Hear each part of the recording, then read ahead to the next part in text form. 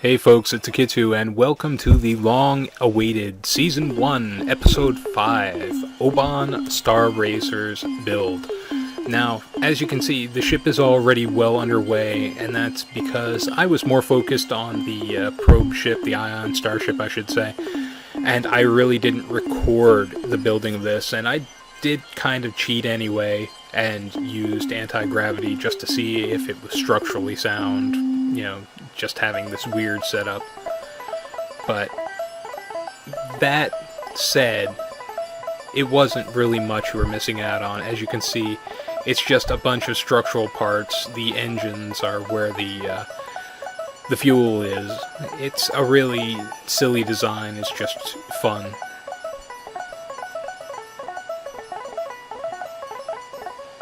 But I mean, surprisingly, it does fly sometimes, kind of. So, I mean, even though this is what I consider a failed build, it never really gets to the point where I have a prototype. It's food for thought. It's something I'll revisit, I'm sure, just because it's just such a good design and so much fun to play around with, and I'm tired of seeing everybody with a pod racer, pod racer, pod racer. There are other ships out there that are the same design aesthetic. Look around, find something, use it.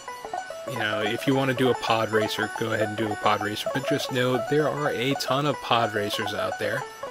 I have not seen any Whizzing Arrow 3s or 4s or 2s or whatever. I have only seen mine, which is kind of disappointing. So anyway, Oban Star Racers. It starts off as a meme online. It was a video called Molly Star Racer with a really cool song attached to it by Ayumi Hamasaki, I believe, called Euro Mega Mix. It's a big mashup of all her popular songs at the time. And it was really catchy, it was really cute, it had this kind of gothic style to it. It's something that wouldn't be out of place in Hot Topic. So, you know, at the time of Invader Zim and all these other really cool, weird concepts, you know, you had this, and it was on Jetix, which was this little TV company that came out back in the day. Yeah, what can you do? It really suffered from the fact that it wasn't on a wider network, but eventually it did get syndication outside of it, I believe. But anyway, Oban Star Racers, if you want to pick it up, it's a 2-volume set of DVDs, really well worth it, great series, great starships, actually really well written. It's a French-Japanese production, so it's got a unique art style that isn't quite anime and isn't quite Western art. It's somewhere in the middle, but it's really well done. Now, as you can see here, the engine test ran really well for the fact that it explodes.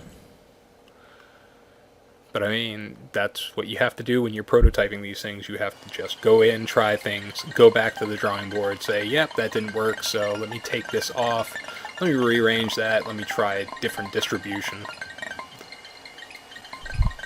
So I mean, here I'm trying to basically make it into a hovercraft, first and foremost, where it's going to have that propulsion going down, keeping it off the deck, even if it's going slow, and by slow I mean too slow to do anything.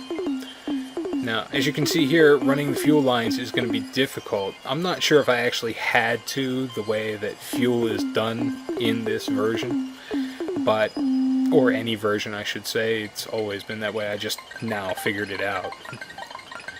Basically, if you have fuel crossfeed, it's going to be there. You're going to have fuel. You could have the fuel far as you want away. Here I am, I'm linking the fuel tanks, trying to get a line of sight fuel line going to the engines, which was actually kind of cool, because it was a lot of problem solving trying to get around this one big engine that's in my way. But at the same time, it's probably not necessary, and it was a good 30-40 minutes of my time just that I could have been using elsewhere. There we go. I don't like the way that looks, so here, let's put another one up here, run it there, and there we go. So this is where you really have to wonder if having these wonderful struts is a good idea or a bad idea. Because on the one hand, it puts you off the ground in the first place, but you're not gathering any speed. So I mean, I'm not sure my cushion of air is good enough here. Oof. That exploded nicely. Look at all those fuel tanks everywhere. How wonderful. So here I am, time to tweak it again. Now, you may sit there and wonder why go through all this trouble. For fun. I tested out a lot of new ideas on this build, so it was really fun to actually just get in there and play around with the system. It's basically the first time I've seriously used the spaceplane hangar and not just, you know, made a rocket.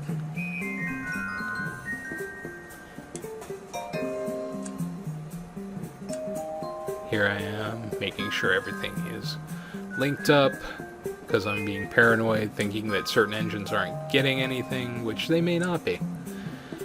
It's been so long since I did these videos, it's hard to remember my mindset.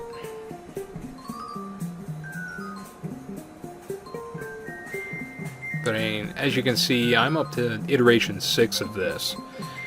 So, I mean, I believe I started the video with number 5. So the first 4 are lost to antiquity. But I throw a lot of prototype numbers out there, so even if I can't find the video that shows the build, I can actually go back and look at Oban 1 through 4 if they exist. I may have actually started at 4, because technically 1 through 3 are in the TV series, and I was kind of going for a continuation of that.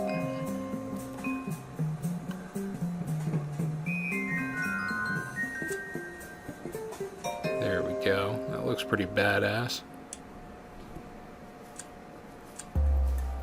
Fuel lines. I love my fuel lines. There we go. We are all wired up. Save and launch. Oh, I need to get rid of these struts. But you see, the reason I'm using the struts is because I'm really afraid of using the landing gear, because every time I did, the way it's structurally set up, with the 2 nacelle arms being not connected with structural wires, they'll start to separate and spread, and that's when everything kind of falls apart, or it goes off the track, or just something horrendous happened in the first prototyping. So I was really afraid to actually put this thing on the ground. But I mean, at this point, I really have no choice. So here I am, I'm desperately trying to get this to the point where it's not going to destroy itself when it falls.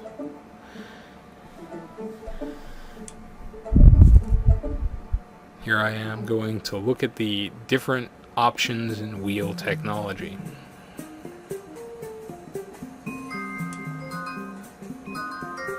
And everything is tiny. I mean, this ship is just entirely too huge.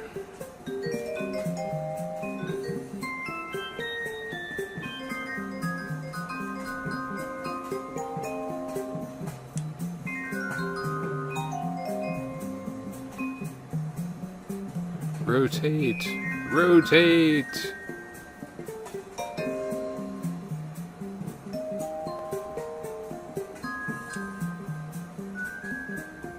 There we go. Big goofy rubber tires. And let's try launching it now.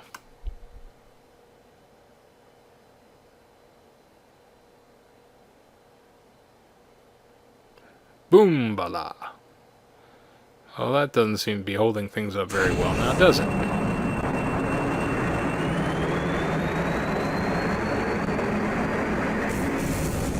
And there we go, right off the track. But I'm still going. Yay!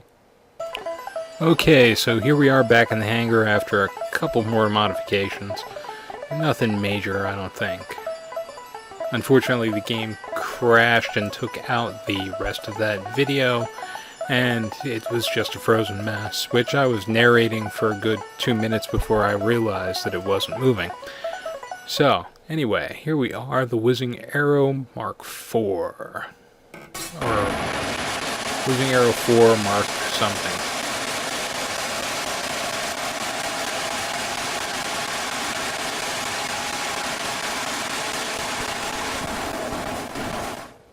See, just does not get enough forward momentum and height to keep it going.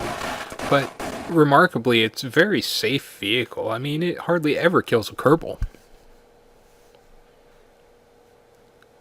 Okay.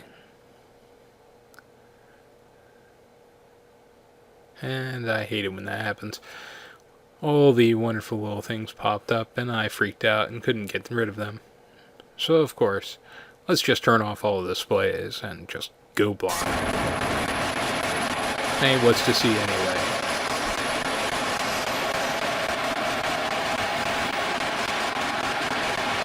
And here we go.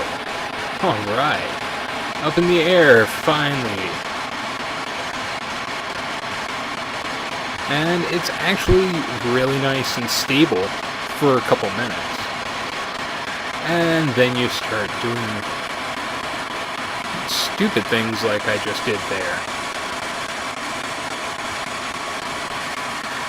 Oh, the humanity. Kerbality. That sounds like a Mortal Kombat fatality. So anyway, let's add some actual flight wings to this and see if we can really screw it up, since it's already working, and why not just keep adding to it. Okay, it's the Mark II Whizzing Arrow.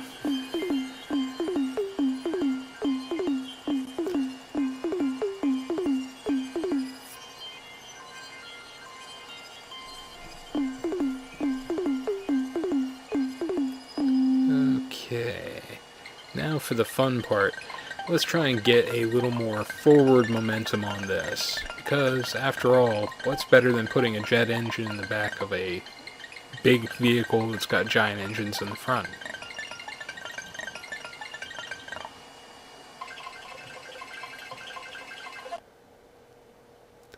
So here we go. As you can see, the Icarus II prototype is sitting out there.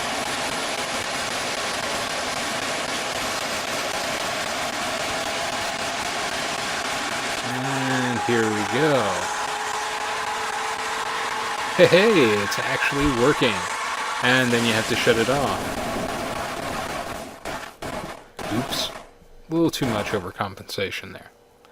But it was working. It's just not practical. But still, here we go again.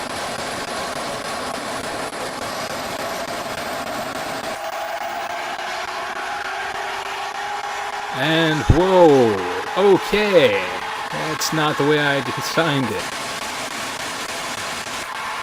Oh, nice save.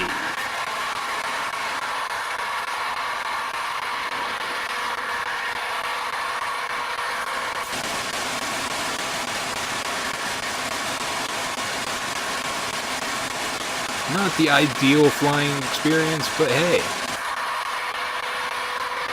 It's actually working out pretty decently. And boom. Don't you love it when the game freezes up for just that split second and then destroys you utterly? Anyway, this is Akitu, and this has been The Void Beyond the Sky, Season 1, Episode 5. I'll see you guys next time. Nice to finally have this one done. Adios.